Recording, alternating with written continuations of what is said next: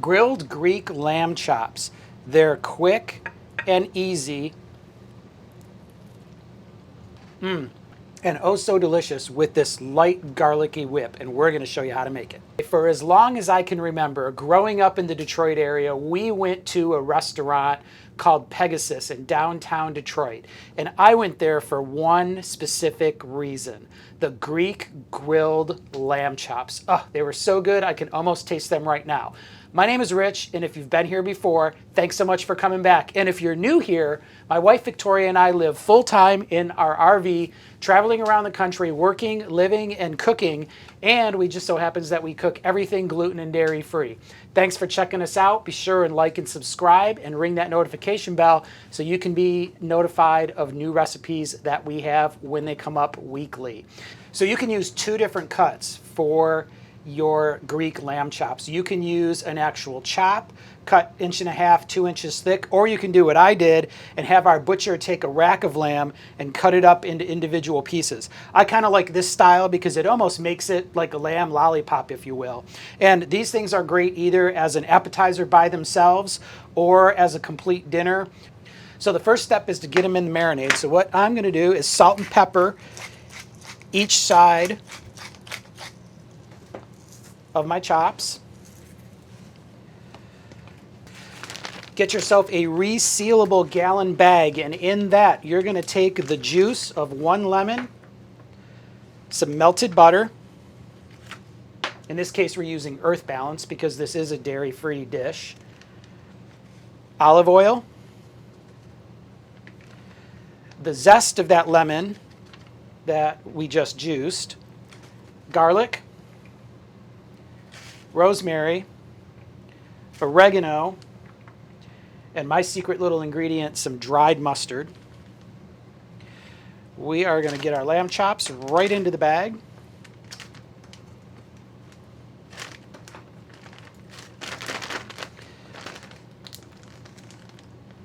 Seal that up, and we're going to give it a good shake and a good mix. Get all those ingredients mixed together and get all of our little chops covered. Now this is going to need about 2 hours to marinate. Now you can do what you feel most comfortable with. I'm fine leaving these on my counter to come up to room temperature when we grill them. If you feel safer putting them in the refrigerator, you can do that, but know that the melted butter that we put in here is probably going to congeal and harden up. So we're going to leave these sit on the counter for a couple of hours, and then we're going to head out to the grill and grill these up. Okay, we've got our bag of lamb chops and we've got a hot grill, and I've got some tongs. We're going to try and get these grilled up because we're losing light fast. I don't know about you guys, but I'm not a fan of the time change. I'm just going to state that right here, right now. So we've got a nice smoking hot grill. Now you'll want to be careful because these lamb chops, number one, have a lot of fat on them on their own, but then they're also marinating in melted butter and olive oil. So when you get these on your grill, you're likely to have some flare up. So let's go ahead and get these guys on the grill. Now if you're using a lollipop lamb chop like I am, I like to put the bone end kind of on the coolest edge of my grill, which is this front end here. So I'm going to try and get as many of them as I can right here, and these guys are going to cook really, really quickly.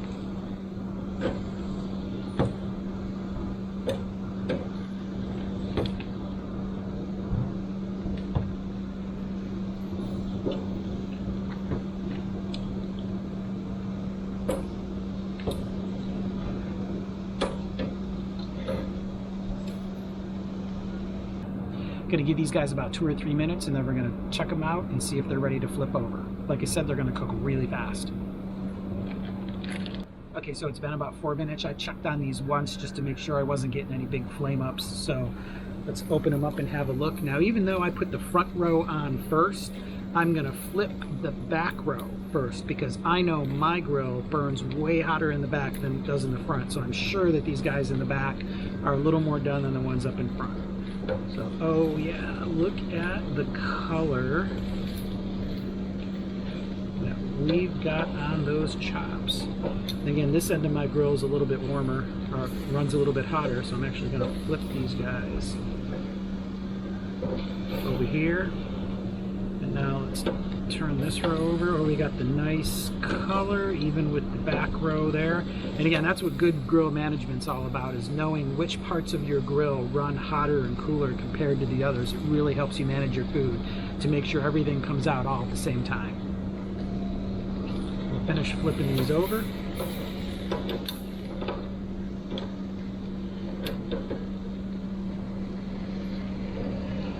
Got a little flame up there, so we'll move our chops away from that. Kind of get that off of there. All right, we're gonna let these go for about another 3 minutes. Get them off the grill, hit them with a little bit of fresh squeezed lemon. All right, it's been about another 3 minutes on the second side. Let's open our lid and have a look. And just take a quick peek underneath to make sure the color on the bottom side looks about as good as the color side does. I'm just going to give these a little touch. We like ours medium rare. You can cook yours a little longer if you want them more well done. I like to do kind of the poke test, and those feel pretty much medium rare to me. So we're going to get these guys off of the grill.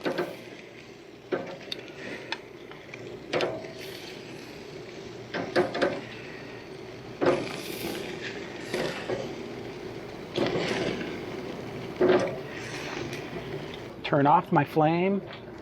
Close our lid. We're going to hit these guys with a little bit of fresh lemon juice. Then we're going to go back in and we're going to serve them up. We're serving these as an appetizer today, and we're serving them today with a whipped garlicky spread called Toum.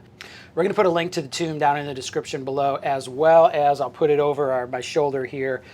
You've got to make it. It is delicious, and it also goes really, really well with our chicken shawarma recipe, and we'll be sure and put a link to that in the description below as well, because that's really tasty too.